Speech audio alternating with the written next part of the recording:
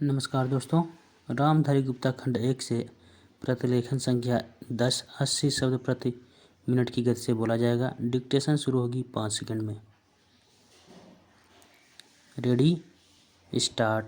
सभापति महोदय, आज हमारे देश में जो ऊपर से लेकर नीचे तक शिक्षा दी जा रही है, उसमें व्यवस्था ही एक कारण है जिसकी वजह से शिक्षा का स्तर गिरता जा रहा है।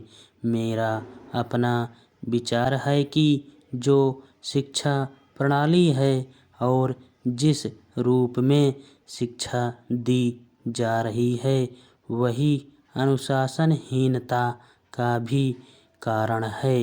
अपने देश और प्रदेश में हर एक की अपनी अपनी भाषा है और वह बालक जो इस देश में पैदा हुआ है, जो अपनी मातृभाषा की गोद में पला है, उसको यदि अपनी मातृभाषा में ही शिक्षा दी जाए तो मेरा विचार है कि शिक्षा का स्तर ठीक हो सकता है। जो सबसे बड़ी भूल और कमी सरकार के द्वारा दी जाने वाली शिक्षा के संबंध में हो रही है, वह यह है कि बालक की मातृभाषा में शिक्षा न देकर उसको उस भाषा में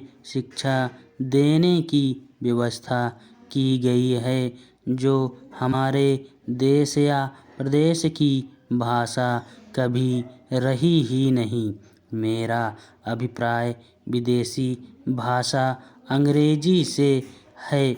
मैं यह मानकर चलता हूँ कि जब से यह भाषा इस देश में आई है, चाहे वह किसी कारण से आई हो, इसे आप भी और इस माननीय सदन के सदस्य भी जानते हैं कि उससे बुरे परिणाम ही निकले हैं। कोई भलाई नहीं हुई है। इस देश को जो हानि हुई है, वह किसी से छिपी नहीं है। हम देख रहे हैं कि हमारे यहाँ जितना फैशन बढ़ रहा है और जितनी वेशभूषा बिगड़ रही है, वह सब अंग्रेजी भाषा के ही कारण है।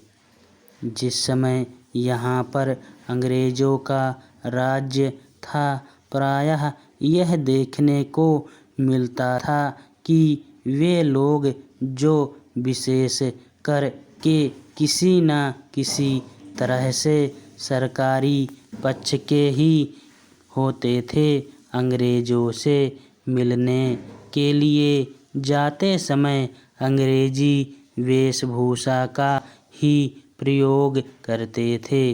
परंतु यह इस प्रदेश और इस देश का दुर्भाग्य है कि अंग्रेजों का राज्य समाप्त हो जाने के बाद भी लोग उनकी वेशभूषा को पहनते चले जा रहे हैं।